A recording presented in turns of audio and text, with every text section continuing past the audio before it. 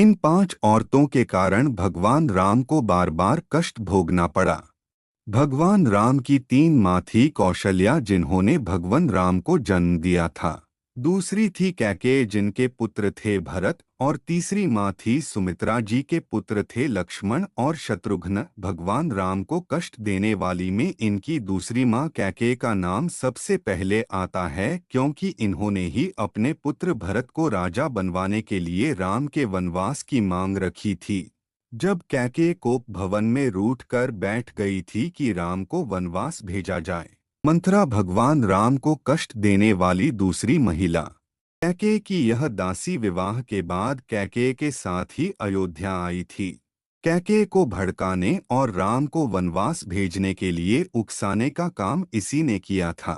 इसकी सजा मंथरा को अगले जन्म में भोगनी पड़ी थी, जब इसे एक कुबड़ी के रूप में जन्म लेना पड़ा। भगवान श्री कृष्ण ने कुबड़ी को पाप मुक्त कर स्वस्थ बनाया। भगवान राम को कष्ट देने वाली महिलाओं में तीसरा नाम आता है रावण की बहन शूर्पणखा का। इसने भगवान राम को लक्ष्मण के सामने विवाह का प्रस्ताव रखा, लेकिन जब राम और लक्ष्मण ने विवाह का प्रस्ताव अस्वीकार कर दिया, तब इसने देवी सीता को मारने का प्रयास किया। लक्ष्मण ने क्रोधित होकर शूर्पणखा की नाक काट दी। शूर्पणखा ने रावण से शिकायत की, जिससे रावण ने देवी सीता का हरण कर लिया। भगवान राम के राज्याभिषेक के बाद एक अजब घटना हुई। एक धोबन अपने मायके से पति के घर लौट रही थी। रात हो जाने के कारण वह एक व्यक्ति के घर में ठहर गई। धोबी ने अपनी पत्नी को घर में रखने से इनकार कर दिया।